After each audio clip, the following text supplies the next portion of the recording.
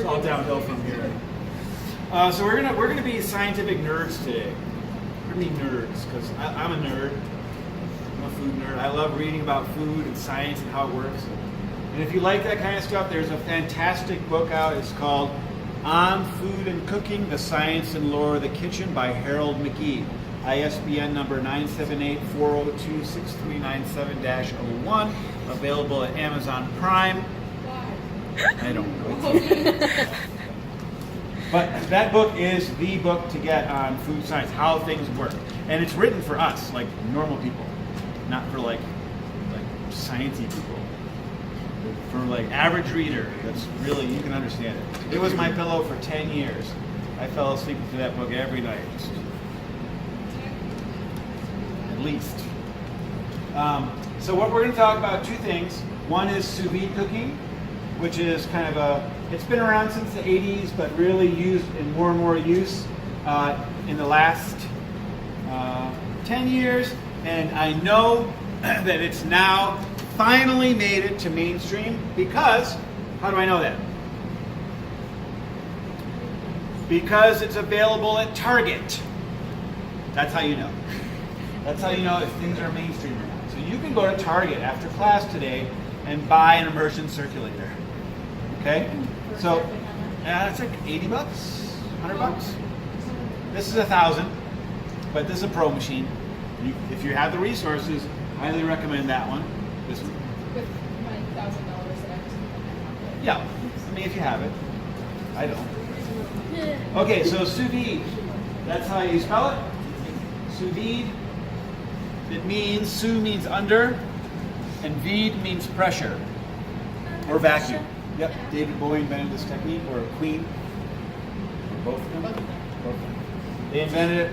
No. It was invented, it started in the 80s, and kind of perfected in the last 10, 15 years. Danielle is utilizing it right now. She's cooking up a bunch of stuff. She's cooking up a bunch of stuff in there. But I'm going to show you how to do it. And the weird thing is that this is technically an oven.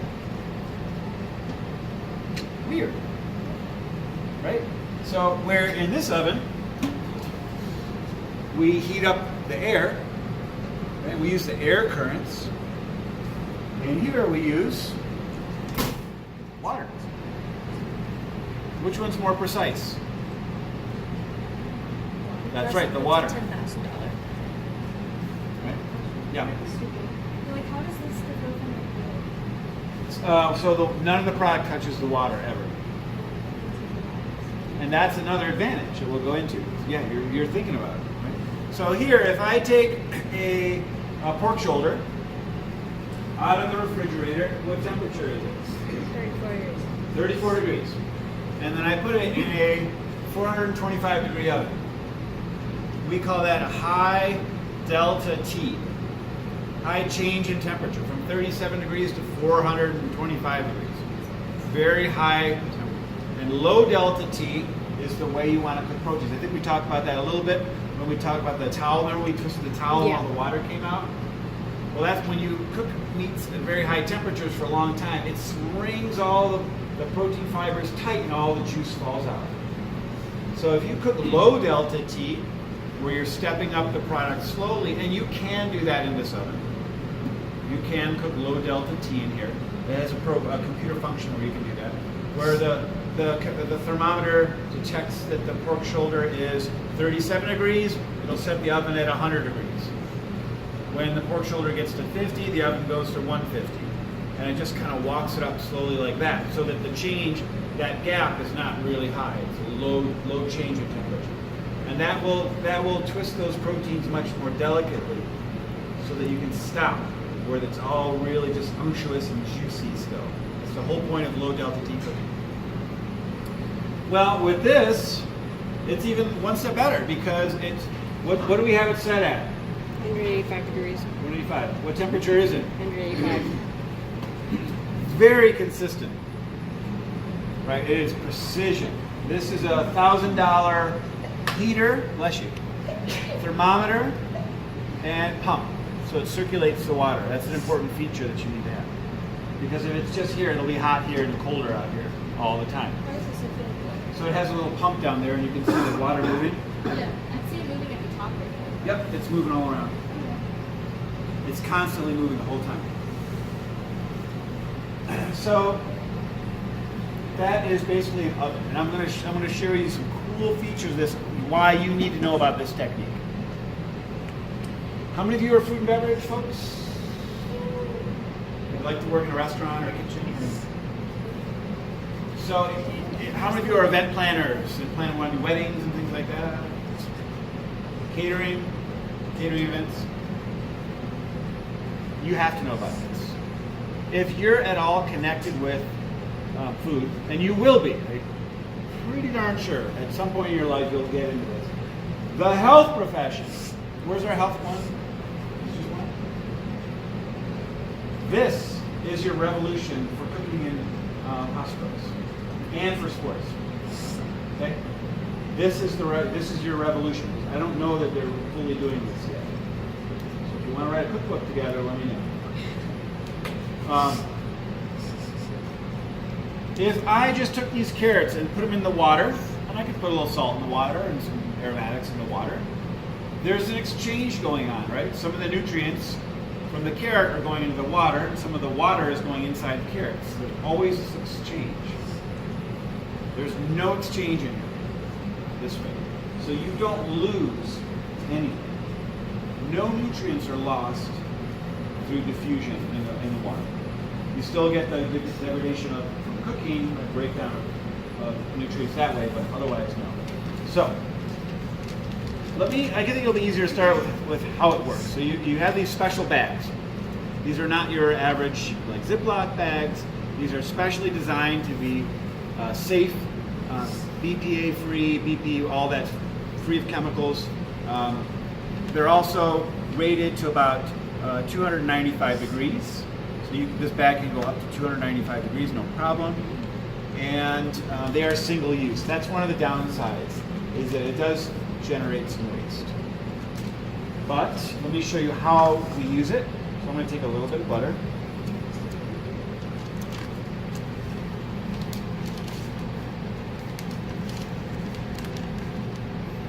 A little bit of salt. Why do we use salt? More faster. I'm going to put some fresh thyme in there.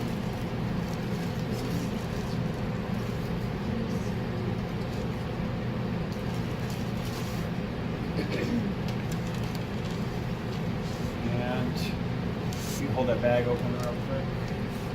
So why do we put pepper in there? Because you're masochist. Pain. Very good. Pain. Okay, then let's walk over to the other piece of equipment that we need. Is a cryovac machine or vacuum sealer. This is the top of the line. It's about $5,000. You don't have to have this at home. They sell them for a couple hundred. You can get a vacuum sealer, I think, for even cheaper. So their prices are really coming down. But you only need one of these. This one's about 5.5 years old. I've never had a problem with it. But here's how it works. So I put this in here. I push that down. I close the chamber. It seals. Once I press the green button, it's like you're taking the carrots up into outer space. It's doing the same thing. It's pumping out all the air. It's like whoosh, shooting up in outer space. Once it's up there, so it'll get to 100, it shoots a bolt of electricity across the top to melt and seal the bag, and then it drops it right back down into our environment. That's kind of what's happening in there. So Kaylin, you want to hit that button right there? So you can see the bag kind of, and actually you can make liquids boil at room temperature, even at 7,000 feet, because of the atmosphere. So the butter is melting. I don't know that it'll get to a boil, but it'll start to melt in there. So we're almost at 100. Here it'll shoot the electricity across. And then drops it back down into our atmosphere. And this is what it looks like. You can see the butter is very soft now. Almost melted. And this one's really nice. It even trims it for you. So pass it around and feel how hard it is. It's basically cryovac now. Vacuum sealed. There's no air in there. So, a couple of things to think about here. If you are processing meats and fish or vegetables, you can extend your shelf life on your product.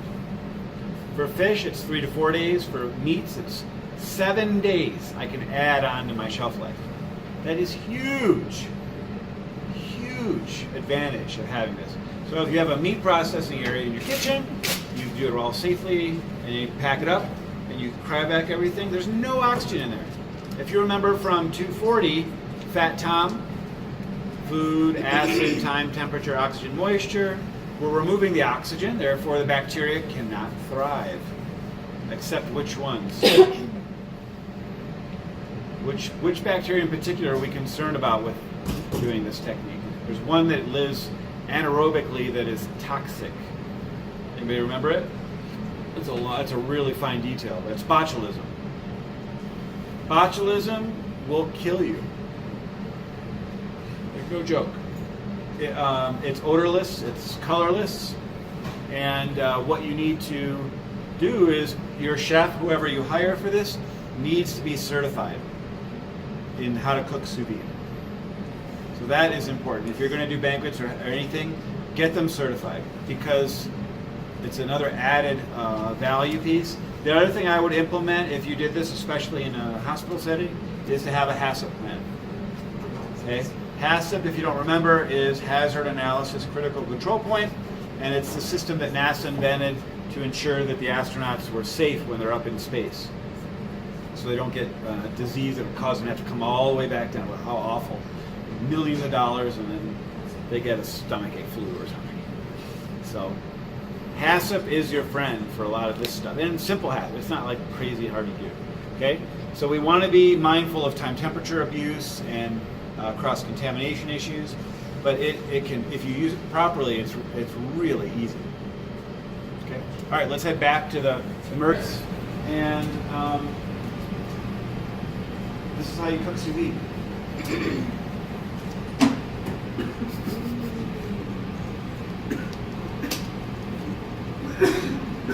I'd like to thank my parents for, I mean, it's really that simple. And that is another reason, so they have 45 minutes. So at 2 o'clock, these will be done. And what temperature will they be? 185. Are they going to overcook? There's absolutely no way they can overcook. Think about that for banquets. Okay, Mosin, I'm going to do your wedding. I'm going to cook the food for your wedding. And I'm going to do lamb asabuco. Okay? What is it? Lamb asabuco. It's the cross-cut lamb shanks, seared with maybe some potatoes and other good products, right? And then I sear it off, cool it down. I put it in the bag with a little bit of lamb stock, some rosemary, some garlic. I seal it, and I put it in here for 2 days, 48 hours at 192 degrees. Am I doing anything for that for 2 days? It's just staying in there. Okay. Now you're going through all the ceremonies, and you're about to have your food for your 100 people. I could do your wedding by myself. I could do all the food by myself with sous vide. This machine will do 100 people, and you just get a bigger plastic, the big plastic containers we have in the back. You put that in there, and I have bags with 25 lamb shanks in each one. I put 5 bags in there, so I like to have a little extra, right? And I have them in there. When it's ready, I pull the bag out, I cut it open, I put it on the thing, I pipe the potatoes on, I put the meat on, I put the sauce on, I put the other garnishes on, out it goes. Before that, plate ups were awesome and fun, but a hectic nightmare. How many of you ever done a plate up? Okay, fun, right? You didn't have fun? It's crazy fun. It's crazy, yes. Normally, the way it used to work is you'd have to time it just right. So, the bride and groom, they're getting everything ready, and they're like, oh my gosh, they're ready to go. But then maybe one of them says, oh wait, we want to do one more dance. Or, oh wait, we want to do some more pictures. Right? They go off and they do the other picture. And then your food is like, you agreed on a certain time to start cooking. It's all timed perfectly. It comes out, you're starting plating. Oh wait, we have to wait 15 more minutes. Everything goes back and wet, right? Have you ever had that happen? It's a challenge. With sous vide, how long can they stay in there after they're cooked? Let's say we do filet mignon, right? Filet, everybody likes filet. A lot of people like filet mignon. Okay? Sear them off, cool them down, put them in the bag. Same with roast garlic, whatever you want. Truffles in there. Set it for 128. Will they overcook? Will they lose any juice? Once they're cooked, how long can I keep them in there? According to ServSafe. Remember the hours? Remember? Yes. 4 hours. No problem. No problem. So I can keep them in there for 4 hours. I don't have to, nothing's going to change. It really makes banquets much more precise. Everyone is done perfectly. I can leave them in there. I don't have to sweat. I can do a complete banquet on sous vide. Think about mashed potatoes. I peel some potatoes, I cut them up, I put them in the bag with a little bit of milk, butter, salt. I seal them. I put them in here. 30, 40 minutes later, I take them out, I mash the bag together. I cut a little hole in the bag, and I can pipe them out inside a ring right from that bag. And they're awesome. They're cooked perfectly. You see how this can revolutionize the way we deliver quality ingredients? So this is really, really important. Yes? So what would be like a reason that someone wouldn't use this in the season? Ignorance? Right? Maybe they're they don't know. So that's what I mean by ignorance. It's like because if you don't know how to use it, it is a little intimidating at first. But once you take one class for 5 weeks, you're like, after you do, you're like, why didn't I do that 20 years ago, right? Like, home cooking, this is coming. This is on its way. You guys know about the Internet of Things? Right, you know, when you're Daniel, so, you know, you'll never be late to class again down the road, and if maybe your kids. So then you'll have a timer on saying, I need to be in chef's class 15 minutes before it starts. And there'll be a timer with a little electric shock thing in there. I'll help you set it up. And it'll make sure that you're here 15 minutes early because it's set up to the internet. Right? When you drive home from work, a mile before you get home, the lights in your house will come on. Before you even pull in, your garage door will open. You pull your car in, the garage door will close. When you left your office, your sous vide machine would have already turned on and warmed up for you. That kind of stuff. That's what's in your future. In your generation, you will have that. It'll all be available for you. Robot chefs in your home. It's already out. It's already here.